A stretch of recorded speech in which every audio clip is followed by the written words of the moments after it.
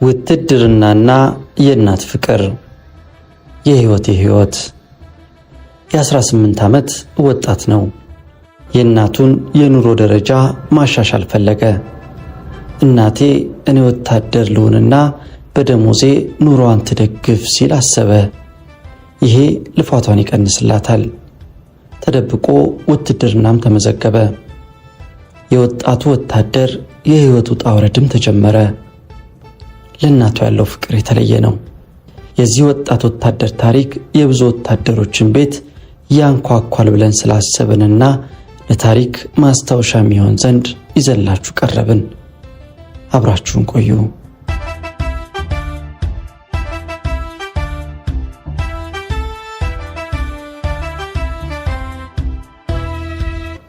ወታደሩና የእናት ፍቅር። የ1970 ዓመተ ምህረት የሚያዝያ ወር ሊገባደድ 2 ቀናት ብቻ ቀርተውታል። እነዚህ 2 ቀናት አልፈው ቀጣይ ወር 1 ሲል እንደ ወሩ እኔ አዲስ ህይወት 1 ብዬ ለመጀመር ወስኛለሁ። ጅምሬ የት እንደሚያደርሰኝ አላውቅም። ይሁን እንጂ ተስፋን ቋጥሮ ምኞትን አርግዞ የሚጓዘው አእምሮዬ ከሐዘን ወዲያ ማዶ ደስታ፣ ከመለየት ባሻገር መገናኘት መኖሩን ሊያሳምነኝ ይፈልጋል። ግና ላምነው አልፈለኩም። ይልቁንም ውሳኔ በፈጠራቸው ስጋትና ፍርሃት መራመድ ጀምሬያለሁ።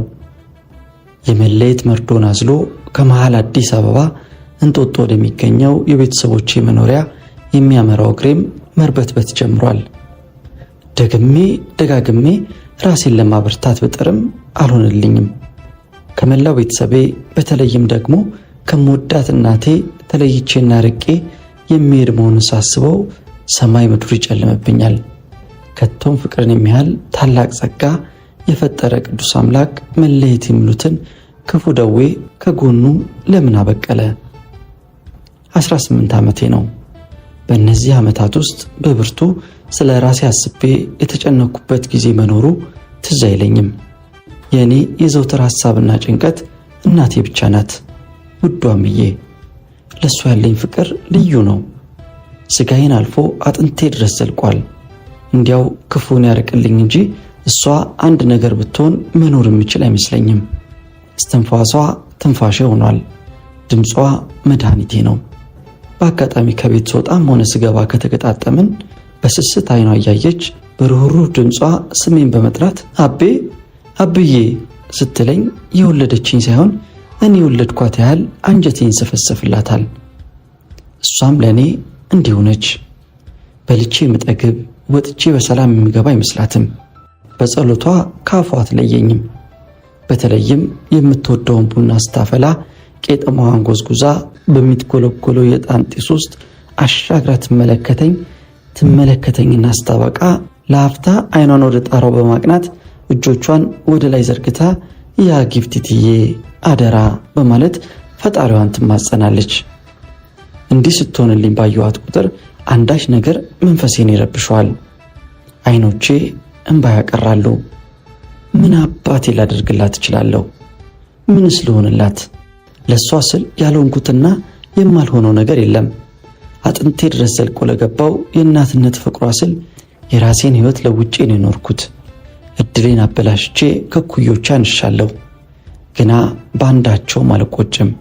እምዬን ያስደስታት እናቴን መቻት እንጂ ለተቀረው ደንታ የለኝም። እንዲያውም በጣሙን የሚገርመኝና የሚደንቀኝ ለእሱ ያለኝ ፍቅር እንደ አበባ ከጊዜ ጋር ፈክቶ የሚጠወልግ ሳይሆን እንደ ዛፍ ስሮች እየበዛ ጥንካሬውን የሚጨምር መሆኑ ነው። የደም የሥጋ ትስስር። ደግሞም በጣም ታሳዝነኛለች። ልፋቷ ማብቂያ የለውም።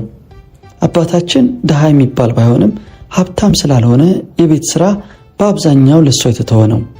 ማለዳ ከሰው ፊት ከእንቅልፏ ተነስታ የምትተኛው ውድቅት ላይ ከሰው በኋላ ነው። ደከመኝን አታውቅም። ምግብ ማብሰል እሷ፣ ላሞቹን ማለብ እሷ፣ በረታቸውን ጠርጎ እበት አውጥቶ መጠፍጠፍ እሷ። ዘውትር መልፋት መድከም ነው ሕይወቷ። ለዚህም ነው እየወደድኳት የምለያት። ምናልባት ሰው ሆኜ ባደርጋት ተሻሽዬ ባሻሽላት ስል ነው ፍቅሯን በውስጤ ለመቅበር የቆረጥኩት። እንደ ምኞትና ፍላጎት ቢሆን ኖሮ ከጎኗ ሳልርቅ በእጆቿ እየተዳሰስኩ ጠረኗን እየማኩ በቃሎቿ እየተጽናናው በእናትነት ፍቅሯ እየዋኘው ብረዳት ደስታዬ ነበረ። ግና ምኞት ብቻ ነው። ፈጣሪ እኔን ለዚህ ታላቅ ደስታ አልጻፈኝም። ከእንጦጦ ቤታችን ቁልቁል ባለችው አዲስ አበባ ውስጥ ስራ ሊያስገባኝ የሚችል ትምህርትም ሆነ ሁነኛ ዘመድ የለኝም። በሁለቱም ሰንካላ ነኝ። ያለኝ አማራጭ አንድ ብቻ ነው፣ የእናቴን ፍቅር በሕይወት መካፈል፣ ድካሟን በደሜ ማጠብ። እናም ውትድርና ተመዝግቤያለሁ። የቅጥር ፎርማሊቲውን ማሟልቼ ለጉዞ ዝግጁ ሆኛለሁ። ሁለት ወዶ ኑሮ ሁሌ አይሳካምና የመለየቱ ሐሳብ ልቤ ላይ የፈጠረው ሐዘንና ስጋት ቢያስጨንቀኝም የሩቅ ተስፋም ይታየኛል። ከዚህም በላይ ሁለት ታላላቅ ወንድሞቼ የሰራዊቱ አባል በመሆናቸው መጽናናትን ፈጥረውልኛል። ቤተሰብን የሚረዱ ባይሆንም ከሚጽፉት ደብዳቤ ከሚልኩት ፎቶና መጥተው ሲጠይቁንም በነበረ ጊዜ እንዳስተዋልኩት የውትድርና ሕይወት ተስማምቷቸዋል። ማን ያውቃል፣ እኔም የነሱ ድል ገጥሞኝ ህልሜን እውን አደርግ ይሆናል። የነገውን ባላውቅም ሌላ ምርጫ ስለሌለኝ ተስፋን ቋጥሬ እየወደዱ መለየትን ዕጣ ክፍሌ አድርጌ ተቀብየዋለሁ።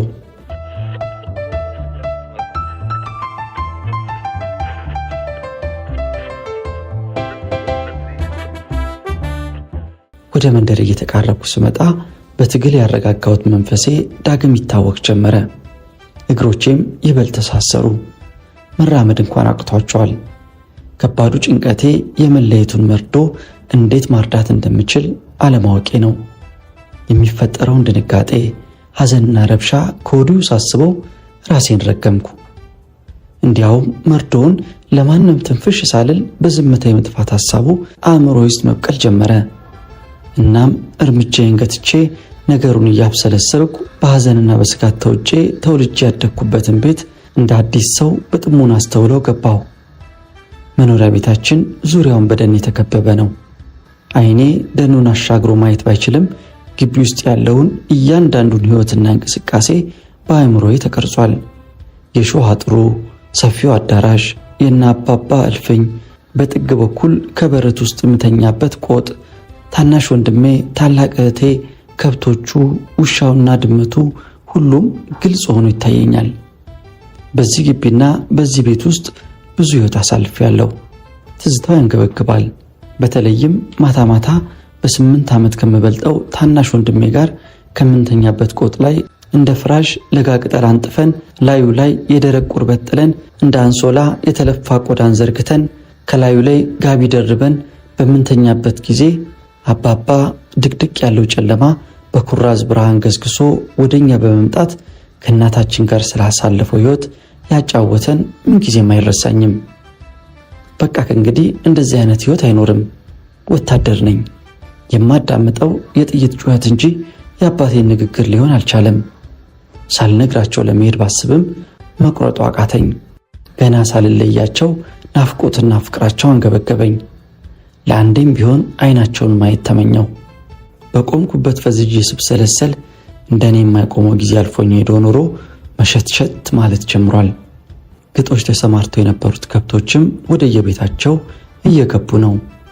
እኔም የእኛን ከብቶች እግር ተከትዬ ወደ ቤት ዘለኩ።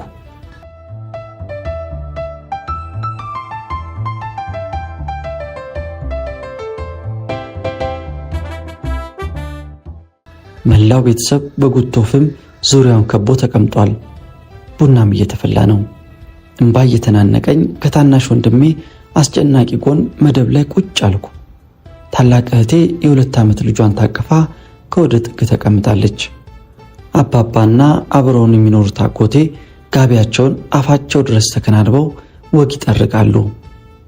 ዓይኔን ቡና ወደምታፈላው ስወረውር እሷን በበኩላ ታስተውለኝ ኖሮ እይታችን ተጋጨ።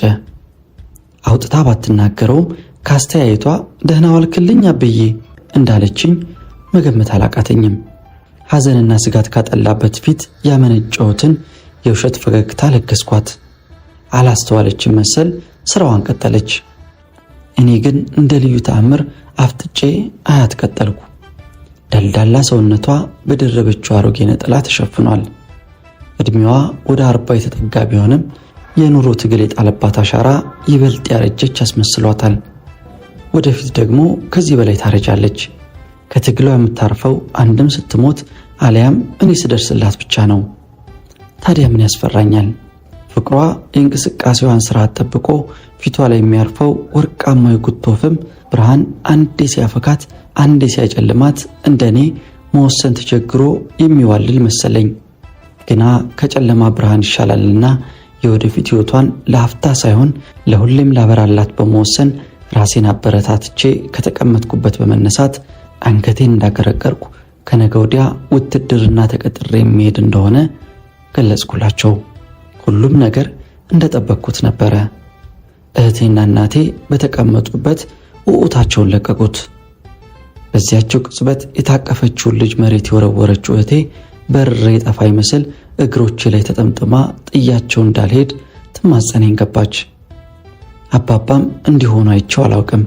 ምን ነው አበበ፣ ምን በደልነ ሲል ግራ በተጋባና በተደናገጠ ሁኔታ ይናገረኝ ጀመር። የእናቴ ግን ፍጹም የተለየ ነበረ። ከተቀመጠችበት ነጠላዋን ወርውራ በመነሳት 5 ልጆቿን አጥብታ ያሳደገችበትን ጡት በማውጣት አብዬ ልጄ በጥባኸው ጡትህ፣ ደግሞ ሆዷን በመንካት በተሸከመ ማዕፀኔ ስለ ማርያም ብለህ ጥለኸኝ አትሂድ። የሰራ አካላቴ በቆምኩበት ይንዘፈዘፍ ጀመረ። እምባዬም እንደ ሰውነቴ ከኔ ቁጥጥር ውጭ ሆኖ ከጉንጮ ላይ ይወርዳል። ውሳኔ በምንም መንገድ የሚቀየር እንዳልሆነ ልነግራቸው ፈልግም ቃሉ ካፌ ሊወጣልኝ አልቻለም። በደመ ነፍሱኝ እሺ አልኳቸው። ቤቱ ላይ አይሎ የነበረው ያ ታላቅ ሐዘን ከመቅጽበት ወደ ደስታ ተለወጠ። እናቴና እህቴ እልልታቸውን አቀለጡት። በተለይም እናቴ ቤት ውስጥ ከወዲያ ከወዲህ እያለች ደጋግማ እየሳመችኝ ለፈጣሪዋ ምስጋና እያቀረበች እልልታውን ታስነካዋለች። አባባና አጎቴም ምርቃቱን አሽጎደጎዱት። ጠቅላላ ሁኔታው በህልም እንጂ በእውን ይሆናል መስልም አለኝ። አእምሮዬ አንዳችም ነገር ሊያስብልኝ አልቻለም።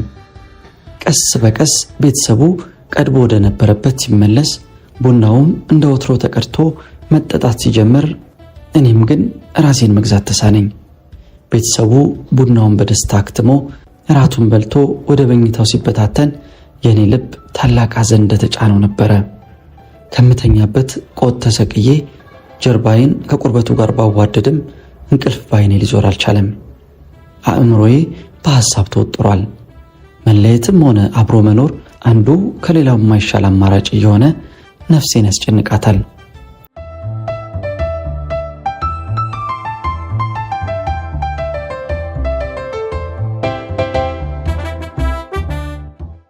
አወጣለሁ አወርዳለሁ፣ መወሰን ግን እንደ ቀድሞ እንዲህ ቅርብና ቀላል አልሆንልህ አለኝ። በተለይም የእናቴ ተማጽኖ ቃልና ለቅሶ ሲታወሰኝ ጉዞዬ ወደ ገደል ምኞትና ተስፋዬም የከንቱ ይሆንብኛል። ምን አባቴ ልሁን? በማንስ ዕድል ልዘን? ከፈጣሪ በቀር በማንም ላዘን አልችልም። ታላቅ ፍቅርን በልቤ አኑሬ ፍቅሬን የምገልጽበት አቅም የነሳኝ እሱ ነው። እንዲያ ባይሆን ኖሮ ይህ ሁሉ ጭንቀት አይፈጠርብኝም ነበር። አዎ በፊት እንዲህ አልነበርኩም። የእምዬ ፍቅር የውጭውን ዓለም ጋርዶ በራሱ ውስጥ ያስቀረኝ የዛሬ 10 ዓመት ካየሁት አሳዛኝ ገጠመኝ ወዲህ ነው። ያችን ዕለት በሕይወቴ እስካለ ድረስ የምረሳት አይመስለኝም። የ4ኛ ክፍል ተማሪ ነበርኩ። ለትምህርቴም ብርቱ ፍቅር ነበረኝ። እንደ ዕድሜ እኩዮቼ ከቤተሰቦቼ ውጪ የምወዳቸው ጓደኞችና የሚያስደስቱኝ ጨዋታዎች በርካታ ነበሩ። ታዲያ አንድ ቀን የቀን ጎዶሎ ልበላት ይሆን? ከትምህርት ቤት ተለቅቄ ቤት ስደርስ ከወትሮ በተለየ ሁኔታ ግቢያችን በመንደራችን ሰዎች ተሞልቶ ሲተራመስ ደረስኩ። ምክንያቱ ባይገባኝም ደንግጬ ባለሁበት እንደቆምኩ የእናቴን የስቃይ ጩኸት አደመጥኩ። እያቃሰተች በኃይል ትጮኻለች። በኋላ እንዳወቅኩት ምጥ ላይ ነበረች። ወደ ተኛችበት ክፍል ጨርቅ፣ ውሃ እያንጠለጠሉ ገባ ወጣ የሚሉት የመንደራችን ሴቶች አብዛኛዎቹ ያለቅሳሉ። አባባም ከቤት ደጅ በመንቆራጠጥ እንባውን ይረጨዋል። ያስተዋልኳቸው ነገሮች ሁሉ በሕፃን ልቤ ውስጥ አንዳች ፍርሃትን ለቀቁበት። የሞትና የሕይወት ትርጉሙን ጠንቅቄ የማላውቅ ቢሆንም እማማን ዳግም የማላገኛት መስሎ ስለተሰማኝ አምርሬ ያለቀስኩ። ስታምጥ እያማጥኩ፣ ስትጮህ አብሬያት ጮኽኩ። እማማን ግን ለቅሶ ያልደረሳትም። ምጡ ጠንቶባታል።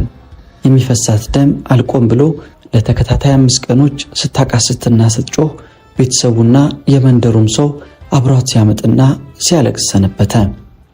በ5ኛው ቀን መጨረሻም ትሞታለች ከተባለ በኋላ የእድል ነገር ሆኖ መንታ ወንድ ልጆችን በሰላም ተገላገለች። እልል ተባለ። ከመንቶቹ መካከል አንዱ ወዲያው ሲሞት የተረፈውን ታናሽ ወንድሜን ማለት ነው ከቤት ደጅ እየተንቆራጠጠ እንባውን ይዘራ የነበረው አባባ አስጨናቂ ብሎ ስም አወጣለት።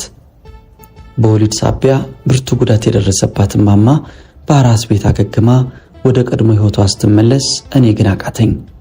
ለአንዴና ለመጨረሻ ሕይወቴ ተለወጠች።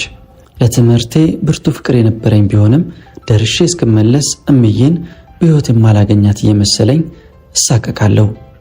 ከጓደኞቼ ጋርም ለመጫወት ከቤት ርቆ መሄድ እንደዚያው ያስፈራኛል። ቀስ በቀስም ትምህርቴ፣ ጓደኞቼ መሆኑ ጨዋታ እያስጠላኝ መራቅ ጀመርኩ።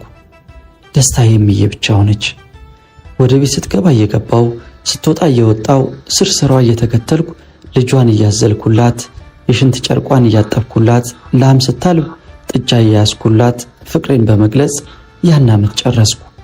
በቀጣዩ ዓመት ትምህርቴን ሙሉ በሙሉ አቁሜ ከቤት በመዋል እናቴን በሥራ እያገዝኩ እየተላላኩ ከብቶች እየጠበቅኩ የራሴን ሕይወት ትቼ ለእናቴ ፍቅር መኖር ጀመርኩ።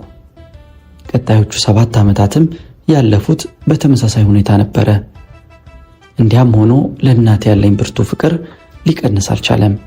ይልቁንም በዕድሜ እየበሰልኩ ስመጣ ከኃይለኛው ፍቅሬ ጎን ሐዘኔታና ፍራቻም ይበቅል ጀመረ። መቼ ነው እናቴን ማሳርፋት? ከዚህ ሕይወት የሚገላግላት ስል ይጨነቃለሁ። ከመንደራችን ቁልቁል ወዳለው ሽሮ ሜዳ ወተት ለማድረስ ወይም ተልኬ ሲሄድ በማያቸው ዘመናዊ የከተማ ሴት ወይዘሮች ቀናለሁ። እማማም እንዳየኋቸው የከተማ ሴት ወይዘሮች እንድትሆንልኝ ቢቻለኝ እንድትዘንጥልኝ እመኛለሁ። ምኞቴንም እውን ለማድረግ ብርቱ ጥረት ማድረግ ጀመርኩ። ግና ምን ዋጋ አለው? ጊዜ አጠረኝ። ወቅቱ የፖለቲካ ስለነበረ ከተማው በወጣው ቁጥር ወጣት የለ ሽማግሌ ተገሎ ተጥሎ ያለው። እናቴንም አንድ ቀን እንዲህ አይነት ሞት ይገጥማታል ብዬ ስለሰጋው ነው ሳልቀደም ለመቅደም የተገኘውን እድል ተጠቅሜ ውትድርና የተመዘገብኩት። ደግሞም ዝም ብዬ እጨነቃለሁ እንጂ ሌላ አማራጭ የለኝም።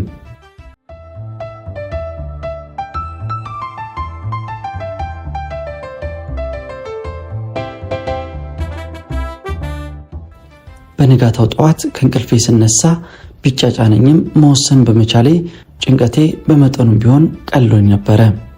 ቀኑን ወዲህ ወዲያ ስልና የሚያስፈልጉኝን ነገሮች በድብቅ ሳዘገጃጅ አሳለፍኩት።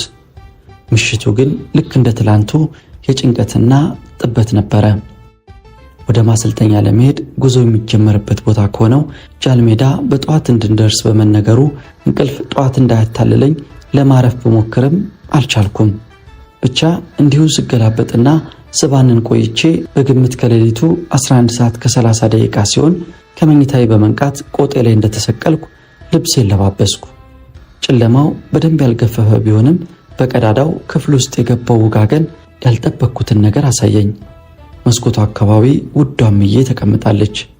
በድንጋጤ ክው ብዬ ባለሁበት ደረግኩ። አልችል ያለ የእናት ወዷ መሄዴን ነግሯት ይሆን የተነሳችው? እሺ ምን አባቴ ላድርጋት? እንዲያውና እያየኋት ጥዬ መሄዱ ስላላስቻለኝ ከመኝታዬ ዘልዬ በመውረድ ላይዋ ላይ ተጠመጠምኩባት። እሷም ተጠምጥማብኝ እንባዋን አዘነበችው። ሙቅ እንባዋ በአንገቴ ላይ ፈሰሰ። እኔም እንደ ልጅነቴ ደረቷ ላይ ተደፍቼ ለቅሶውን አስነካሁት። እንዲህ ተቃቅፈን ዓለምን ረስተን ስንላቀስ ሳለ የዘውትር ማለዳ ጸሎቱን ለማድረስ የተነሳው አባባ ስላየን ጸሎቱን ትቶ ከኛ ጋር በመቀላቀል እንባውን ማፍሰስ ጀመረ። እንዲህ እያለ መላው ቤተሰብ ተነስቶ ያነባው ጀመረ። ማንን ያጽናና? የማደርገው ጨነቀኝ። አንዱን ሳበረታታ ሌላው ይውስበታል። ጋብ አለ ስል መልሶ ያገረሻል። በእንዲህ አይነት ለቅሶና ሐዘን መላ ቤተሰቡ ለረጅም ጊዜ ከቆየ በኋላ ቀስ በቀስ እየተረጋጋ ለቅሶውን ቆመ። እኔም ደጋግሜ ተለይቻቸው እንደማልሄድ ነገርኳቸው። በመጨረሻም ለሽንት እንደሚወጣ ሰው በጓሮ በር ወጥቼ በአጥር ላይ በመዝለል ወደ ጃርሜዳ ገሰገስኩ። ጃርሜዳ ስደርስ ረፍዶ ነበረ። ምልምሎቹን የጫኑት መለስተኛ አውቶቡሶች እንቅስቃሴ ጀምረዋል። አጋጣሚ የሆነ እድል ባላውቅም የመጨረሻው መኪና እንቅስቃሴውን ሊጀምር ሲል በመድረሴ ተንጠልጥዬ በመግባት ባገኘሁት ስፍራ ተቀመጥኩ። መኪናው በሩን ዘግቶ ጉዞውን ቀጠለ። ፊታቸውን ወደ ፀሐይ መውጫ አቅንተው የሚገሰግሱት መለስተኛ አውቶቡሶች ወዴት እንደሚወስዱን አላውቅም። ወዴትም ቢሆን ደግሞ ግድ አልነበረኝም። አእምሮዬ መልሶ መላልሶ ደግሞ ደጋግሞ የሚያስበው አንድ ነገር ብቻ ነው፣ መላ ቤተሰብን፣ በተለይም ውዷ እምዬን ብቻ። በእርግጥም ጥያቸውን እንዲሄድኩ ሲያስቡ ምን ይሆናሉ? እማማ እኔም ፍለጋ ተንከራታ በሐዘን ትሞት ይሆን? ዳግም በሕይወት እንገናኝ ይሆን? ሁለመናዬ ሲንቀጠቀጥ ይታወቀኛል። ክፉን ደጉን ቀላቅሎ በማሰብ የሚጨነቀው አእምሮዬ ለአፍታ የቤተሰቦቼን ምስል ያሳየኛል። ግን አይቆይም፣ ይጠፋሉ። እኔ እንዲህ ስጨነቅ መኪና ውስጥ ያሉት ምልምል ወታደሮች ሆይ እያሉ ሲጨፍሩ መኪናው ከወዲያ ወዲህ ሲያላትመኝ ቆይተን በመጨረሻም የጦር ማሰልጠኛው ካምፕ ከሚገኝበት ደብረ ዘይት ደርሰን ተራገፍን። ደብረ ዘይት ጦር ካምፕ በገባን በ10ኛው ቀናችን ፀጉራችን ተላጭቶ ቱታና ሸራ ጫማ ተሰጥቶን አዲሱን የስልጠና ህይወት ጀመርን። አዲሱ ህይወት ከጅማሬው የሚያስመርር ነው። መኖር ብቻ ሳይሆን መፈጠርንም የሚያስጠላ አይነት ነው። እረፍት ብሎ ነገር የለም። ሌሊት በ11 ሰዓት በፊሽካ ተቀስቅሰን ብርዱን ቁሩን ችለን በሩጫ ቀኑን እንጀምራለን። ከዚያም በፀሐይ እየተንቃቃን በአቧራ እየታጠንን ስንወድቅ ስንነሳ ስንንከባለል እንውላለን። እንዲያም ሆኖ ጥቂት ጥፋት ከተገኘብን ስድቡ፣ ቁጣው፣ ቅጣቱ አይጣል ነው። መቼም መምሸት አይቀርምና በሌሊት የጀመርነውን ስልጠና የምናበቃው ከምሽቱ 2 ሰዓትና 3 ሰዓት ላይ ነው። ታዲያ በዚህ ሁሉ ድካምና ልፋት ውስጥ ሆኜ እምዬን ሳላስታውሳት ቀርቼ አላውቅም። መኝታ ክፍላችን ገብተን ጀርባዬ አልጋ ሲነካ ሌሎች ምልምል ወታደር ጓደኞቼ ቀድሞ ስላለፈው ህይወት፣ ስለ ሴት ፍቅረኞቻቸው ሲተርኩ ለእኔ የምትታሰበኝ እናቴ ብቻ ናት። ምስሏ በአእምሮ ይመላለሳል። እንዴት ሆና ይሆን?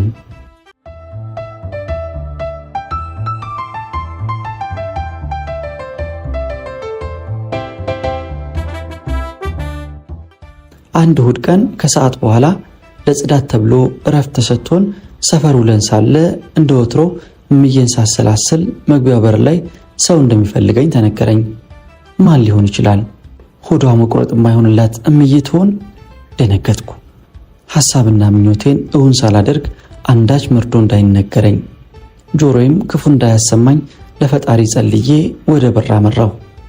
አሁን ከምዬ በቀር ይፈልገኝ የሚችል የለም። በሩ ጋር ለመድረስ 10 ሜትር ያህል ሲቀረኝ ልጄ እኔ አፈር ልምሰልልህ የሚለውን የማልጠግበውን የእናቴን ድምፅ ሰማሁት። ዞር ለማለት እንኳን ጊዜ አልሰጠችኝም።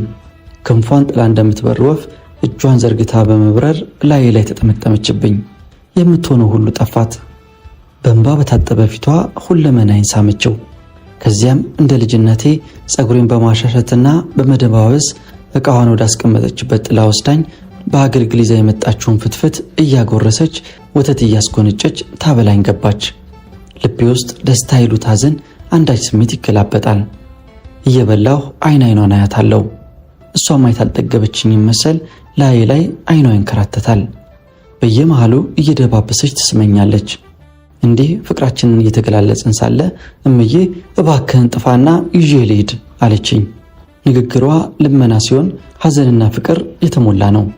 ግና ለማሰብ እንኳን ጊዜ ሳላገኝ በቃ ብሎ አንድ ጠብደል 10 አለቃ ጮኸብኝ። ከቶም ምን ያህል አብሬያት ቆየሁና በልመናና በልምምጣይን ፍቃድ ጠየቅኩት። ልመናዬ ግን ከልቡ አልደረሰም። በተቀመጥኩበት ጀርባዬን 2 በዱላ ነረተኝ።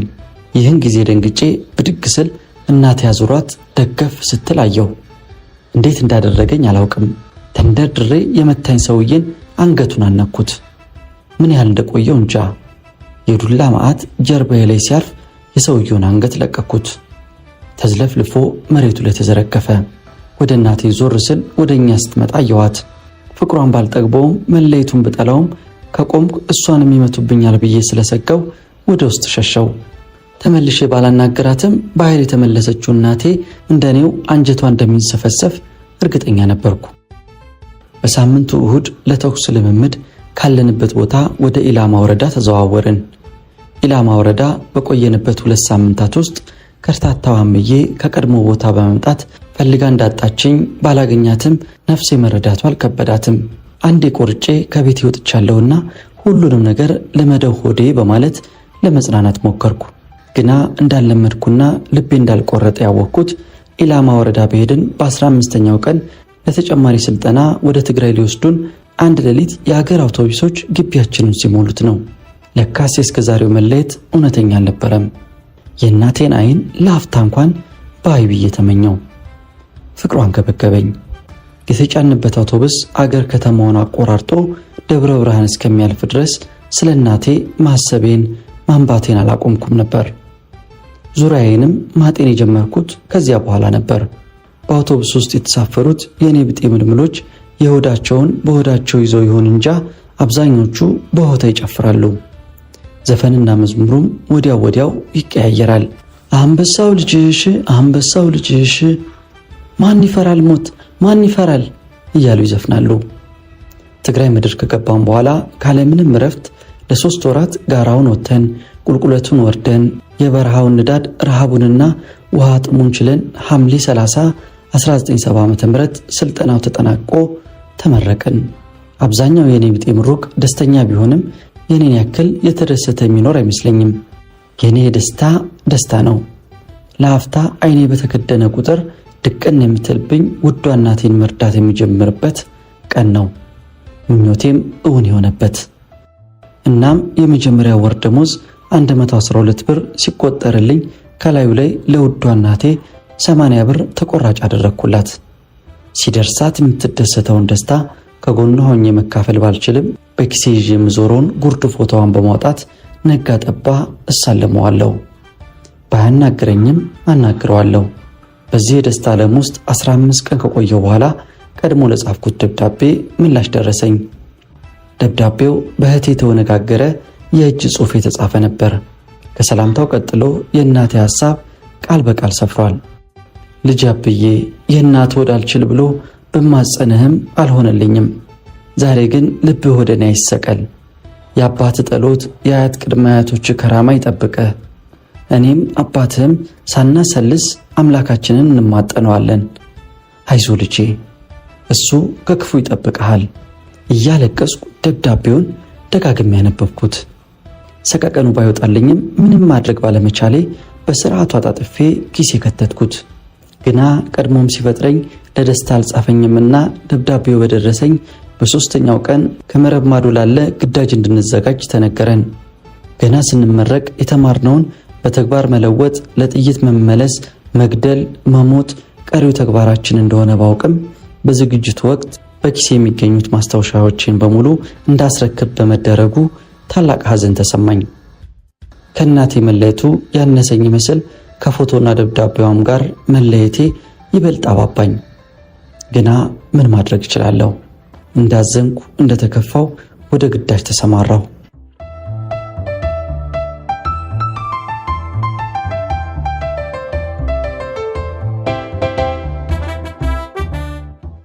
በዚህ ግዳጅ ነበር በሕይወቴ ለመጀመሪያ ጊዜ የጦርነትን አስከፊ ገጽታ በገሃድ ያየሁት። ምድር ቀውጢ ስትሆን፣ በቀላልና ከባድ መሳሪያ ምድሩ ሲነድ፣ ክቡር የሰው ልጅ ሕይወት በጥይት ሲቀጠፍ፣ አካል ሲጎድል፣ ንብረት ሲወድም፣ ታዲያ ይህ የመጀመሪያው እንጂ የመጨረሻው አልነበረም። እንዲያውም ጦርነቱ እየበረታ የጥቃት ቀጠናችንም እየሰፋ ከትግራይ የተነሳን በረሃውን አንድ በአንድ እየተዋጋን ኤርትራ ምድር በመግባት በባሬንቱ በተሰነይ በአንቆርዳት አድርገን ከረንን ነፃ ወጣን። ጦርነቱ ግን ማብቂያው አልሆነም። እንዳመጣጣችን እየዘመርን እየተዋጋን በኪናስ አድርገን ናቅፋ ገባን። አቤት ስንት ነገር ሆነ። ስንት ጓደኞቻችን አለቁ። ስንቱን መከራ አሳየ ነው። በመሃል ያለፈው ጊዜ 1 ዓመት ብቻ ቢሆንም ከእድሜ ልክ የረዘመ ነበር። በጣሙን የሚገርመኝ በዚህ ሁሉ ጊዜ አንድም ጉዳት ያልደረሰብኝ መሆኑ ነው። የጠመንጃዬ ኢላማ ማስተካከያ እንኳን ሳይቀር በጥይት ተነዝላለች። እኔ ግን ምንም አልሆንኩም። በእናቴ ጸሎት ይሆናል። ከዚህ መሃል ወጥቼ ዳግም አይኗን አየው ይሆን? ማወቅ ሳይሆን መገመት የሚቻል እንኳን አይደለም። ያውም በዚህ በተጧጣፈ ውጊያ መሃል ማሰቤም ከየዋህነት የሚያስቆጥር ሊሆን ይችላል። እናም የእናቴ ጸሎት እንዲጠብቀኝ በመለመን ሐምሌ 5 ቀን 1971 ዓ.ም ንጋት ላይ የተጀመረው የናቅፋ ተራራ ጥቃት ጦርነት ላይ ተካፈልኩ። ተራራዋ እሳት እንደሚነድባት ምድር ቀውጥ ሆና ስትጨርስ 3 ቀንና ሌሊት ከቆየች በኋላ ሐምሌ 7 ቀን በግምቱ ከጠዋቱ 4 ሰዓት አካባቢ አንዳች ነገር ግራ ጭንቅላቴን ይዞ የበረረ መሰለኝ። ሰማይ ምድሩ ተደባልቆብኝ ራሴን ሳትኩ። ከ10 ቀናት በኋላ ነበር ከገባሁበት ዓለም የነቃሁት። ቀና ለማለት ብሞክር አልቻልኩም። ጭንቅላቴን ከበደኝ። እንዲያውም ይጠዘጥዘኝ ጀመረ። በእጄ ለመዳሰስ ቀኝ እጄን ላንሳ ብለው አልታዘዛለኝ። በሙሉ እንዳለ ግን ይታወቀኛል። ግራ እጄ ላይ የሆነ ነገር ተንጠልጥሏል። ለመናገር በሞክርም አፌ መንቀሳቀስ አልቻለም። ሁሉ ነገሬ ተሳስሯል። እንዲያውም እንደማዞር ስላለኝ ተመልሼ ተኛው። ትንሽ ቆይቼ ራሴን ለመግዛት ሞከርኩ። ሆስፒታል ውስጥ እንዳለው ተረዳሁ። ክፍል ውስጥ ያለችው ነርስ እንደ ሕፃን ልጅ እየሳቀችና እየተሽኮረመመች ልታጫውተኝ ሞከረች። እኔም ስሜቴን ልገልጽላት ለመናገር በሞክር ተጠቆ ብዬ ከመንተባተብ በቀር ቃል ማውጣት አልቻልኩም። ለካስ በጦርነቱ ላይ ያረፈብኝ የሞርታር ፍንጣሪ በግራ በኩል ከጆሮዬ በላይ ያለውን የራስ ክፍል ገምሶት ሄዷል። በዚህም የተነሳ ቀኝ እጄና እግሬ ፓራላይዝድ ሆኗል። አንደበቴም ተይዟል። ልናገር አልችልም። አዎ ሕይወት እንዲህ ናት። ከእንግዲህ ሐሳብና ምኞት የለም። እንኳን ለውዷምዬ ለራሱም አለኝታም መሆን ሰው አይደለውም። ሕይወቴም በጥያቄ ምልክት ውስጥ ናት። ከጥቂት ደቂቃ፣ ሰዓት ወይም ቀን በኋላ እችን ዓለም እሰናበታለሁ። እናቴ እንዴት ትሆን ይሆን? የት እንደወደቅኩ ማን ይነግራታል? ባይነግሯት ይሻላል። ለድካሟ ስል በደም ያኖርኩላትን ተቆራጭ እያገኘች አለ እያለች በተስፋ መኖር ይሻላል። የደረሰብኝ ጉዳት ከፍተኛ በመሆኑ ለተጨማሪ ሕክምና ከተመረጡት ጉዳተኞች ውስጥ አንዱ ሆኜ በአንቶኖቭ አውሮፕላን የኤርትራን ምድር ለቅቄ አዲስ አበባ ገባው። ከዚያም በአምቡላንስ ወደ ጥቁር አንበሳ ሆስፒታል ተወሰድኩ። ወቅቱ የጦርነት በመሆኑ ሆስፒታሉ በወታደር ቁስለኞች ተሞልቷል። መኝታ ክፍሎቹ አልበቃ ብለው ቁስለኞች ኮሪደር ላይ አልጋ ተዘርግቶላቸዋል። ከዚያም የተረፉት በድንኳን ውስጥ ሆነው ይታከማሉ። እንደ አጋጣሚ ሆኖ እኔ የደረሰኝ ኮሪደር ላይ ነው። ዙሪያዬን እኔን መሰል ቁስለኞች ተጋድመዋል። ግና አንደበቴ በመያያዙ ከማንም ጋር አልነጋገርም። ሁሉንም ነገር የምገልጸው በምልክት ነው። የተፈጥሮ ግዳጄን የማከናውነው በሰው ድጋፍና እርዳታ ነው። ታዲያ ከዚህ ሁሉ መከራና ችግር በላይ እኔን ያሰቃየኝና ያስጨነቀኝ የነበረው የእናቴ ናፍቆት ነው። ዘውትር በሐሳቤ ትመላለሳለች። እንዴት ነው ሳልሞት አይኗን ማየት የምችለው? ሁሉም ነገር ጨልሞብኛል። አንደበቴ በመያዙም ለሐኪሞቹም ሆነ ለአስተማሚዎቹ የቤተሰቤን ስምና አድራሻ ልገልጽ አልቻልኩም። እናም ጠዋት ማታ ዝም ብዬ አለቅሳለሁ። የኔ ሁል ጊዜ በእንባ መታጠብ ያሳዘናቸው ሐኪሞች ችግሬን ለመፍታት ቢጥሩም ሊሳካላቸው አልቻለም። ሐሳቤን ለመግለጽ መናገር ሲጀምር የተያያዘው አንደበቴ ተ ብሎ ይንተባተባል። እንዲህም ሆኖ ከብዙ ጥረትና ድካም በኋላ የኔንና የአባቴን ስም፣ የቤተሰቦቼን ከፍተኛና ቀበሌ መግለጽ ቻልኩ። እናም አስታማሜ ከቤተሰቤ ጋር እንደሚያገናኙኝ ቃል ገብተው ተለዩኝ። አቤት ደስታ!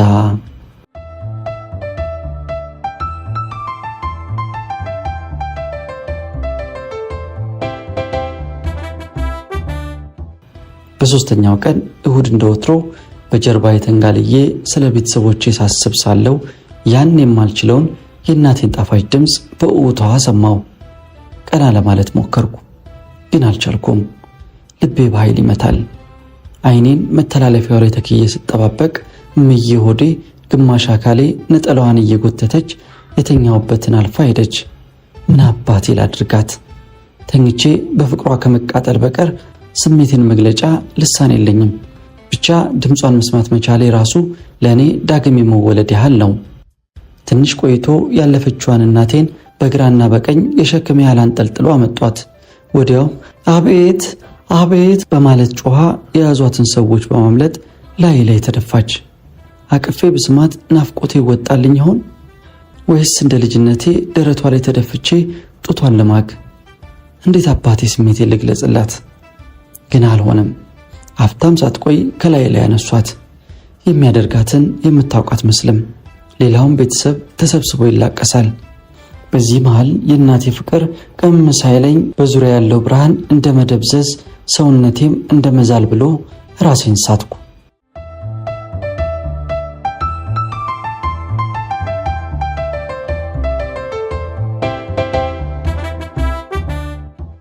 ከገባሁበት የህይወትና የሞት ትንቅንቅ ለመውጣት ለ3 ወር ተኩል ጥቁር አንበሳ ሆስፒታል ተኝቼ ከተረዳው በኋላ በመጠኑም ቢሆን ሻል ስላለኝ ቤቴ ሆኜ ሕክምና እንድከታተል ተነግሮኝ ከሆስፒታል ወጣሁ።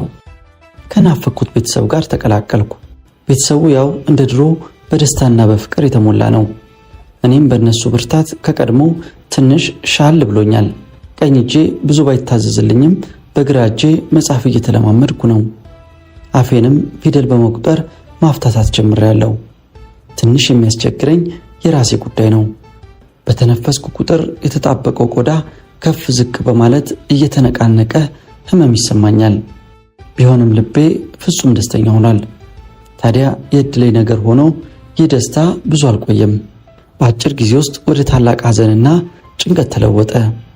አንድ ምሽት ከብቶቻችን ውሃ ሊጠጡ ሄደው ሲመለሱ ግማሾቹ ጠፍተዋል። ቢፈለጉ ማግኘት አልተቻለም። በዛው ሰሞን ሌሊት ያልታወቁ ሰዎች የግቢያችንን አጥር በእሳት አያይዘው ተሰወሩ። ማንነታቸውን ልናውቅ አልቻልንም። በሌላ ጊዜ ደግሞ የቀሩትን ከብቶች እንዲሁ ያልታወቁ ሰዎች ነድተው ወሰዷቸው። ቤተሰቡ በታላቅ ሽብር ተዋጠ። ልናደርግ የቻልነውም ነገር አልነበረም። ማክሰኞ ታኅሳስ 6 ቀን 1973 ዓ.ም እኔ መስሪያ ቤት ሄጄ እማማ ገበያ ወተት ይዛ ሄዳ አባባም ቁስቋም ቤተክርስቲያን ሊሳለም ሄዶ ነበር። ማታ ሁላችንም ተሰብስበን ስንገባ አባባ ብቻ በወጣበት ቀረ። ብንጠብቅ ሳይመጣ ቀረ። እናም ከ8 ቀን ፍለጋ በኋላ ዳግማዊ ምኒልክ ሆስፒታል የአባባን አስክሬን አገኘን። የምሆነውና የማደርገው ሁሉ ጨነቀኝ። በሐዘኑ በብስጭቱና በድንጋጤው ጉዳቴ ዳግም አገርሽቶ ያመኝ ጀመረ።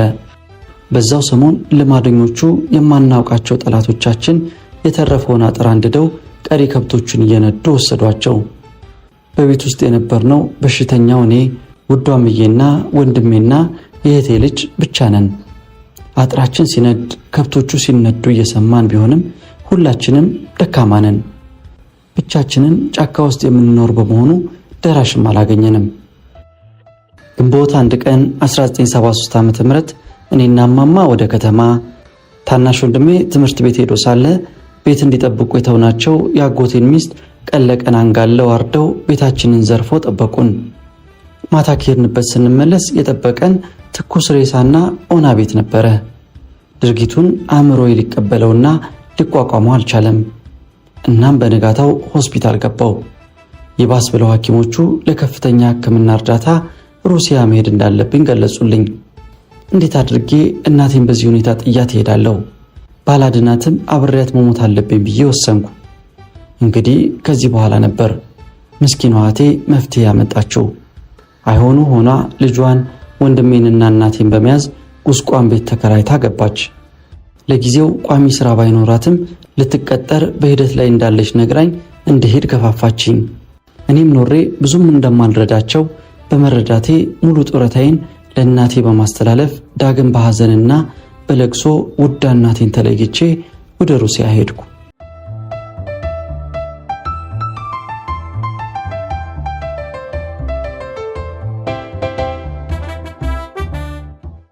በሩሲያም ለጭንቅላቴ የቀዶ ሕክምና ከተደረገልኝ በኋላ 3 ወር ቆይቼ ወደ ሀገሬ ተመለስኩ።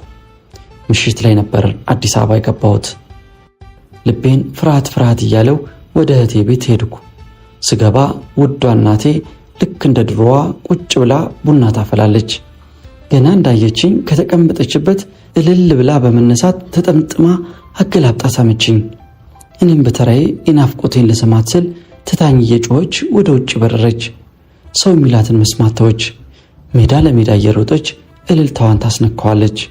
የመንደሩ ሰው ሁሉ ምን ጉድ መጣ ብሎ ተሰባሰበ። እሷ ከምንም አልቆጠረቻቸውም። ያንንም ትስማለች። ደግሞም ትመጣና እልልታዋን ታቀልጠዋለች። እውን ደስታ እንዲህ ያደርጋል። ከሩሲያ ከተመለስኩ በኋላ ከውድ እናቴ መለየቱን ባልፈልግም እንኳን ሕይወት ሌላ ጣጣ ሆኖ ወደ ጀግኖች አምባ መራኝ። በዚያም የሚሰጠውን የሥልጠና ኮርስ ተከታትዬ በመመረቅ የእርዳታ ማስተባበሪያና ማቋቋሚያ ኮሚሽን ሲቪል ሰራተኛ ሆንኩ። ጀግኖች አምባ ሳለው ያሳለፍኩት ሕይወት ራሱን የቻለ ሌላ ታሪክ ሊወጣው ይችል ይሆናል። ይሁን እንጂ ከሁሉም በላይ ታላቅ ስፍራ የሚይዘው የፍቅር ሕይወቴ ነው። በሕይወቴ ለመጀመሪያ ጊዜ ከእናቴ ሌላ በሴት ፍቅር ተጠመድኩ። እዚያው አምባ ውስጥ በምትሰራ ልጅ። ፍቅራችንም ዘልቆ እኔም የልጅ አባት ለመሆን በቃው። እናቴም ዳግም የአያትነቱ ማዕረግ ደረሳት። ታዲያ በጣም የሚገርመኝ ልቤ ይህን ያህል ተከፋፍሎ እንኳን ለእናቴ ያለኝ ፍቅር አለመቀነሱ ነው። እንኳን ያኔ ይቅርና ዛሬም ከ8 ዓመት በኋላ ሁለተኛ ልጅ ደግሜም ለእምዬ ያለኝ ፍቅር ያው እንደ ጥንት ጠዋቱ ነው። የሕይወት ነችና የዘውትር ጸሎቴ ደስታዋን እንጂ ሐዘኗን እንዳያሰማኝ ነው። ምናልባትም ምኞት ከሰመረ በዚህ ዓመት በሚያዝያ ወር ከልጆቼ እናት ጋር በሰርግ በመጋባት እናቴን የልጇን ዓለም ለማሳየት አቅጃለሁ። ለእኔ ሳይሆን ለእሷ ዓለምሽ ዛሬ ነው ዛሬ፣ ዓለምሽ ዛሬ ነው ዛሬ ላስብልላት።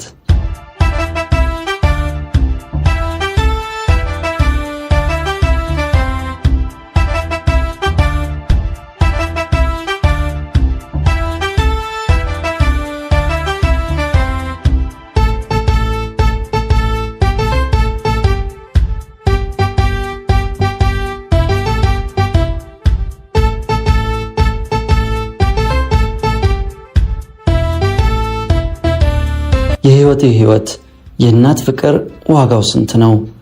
የ18 ዓመት ወጣት ወታደር የነበረው አበበ ተፈራ ለሳሌም መጽሔት በ1986 ዓ.ም ታትሞ ከወጣው ላይ ታሪኩን አገኘንላችሁ። እኛም የዚህ ወጣት ወታደር ታሪክ የብዙ ወታደሮችን ቤት ያንኳኳል ብለን ስላሰብንና ለታሪክ ማስታወሻም የሆነን ዘንድ ይዘንላችሁ ቀረብን። ይህም የኢትዮጵያ ታሪክ ነው።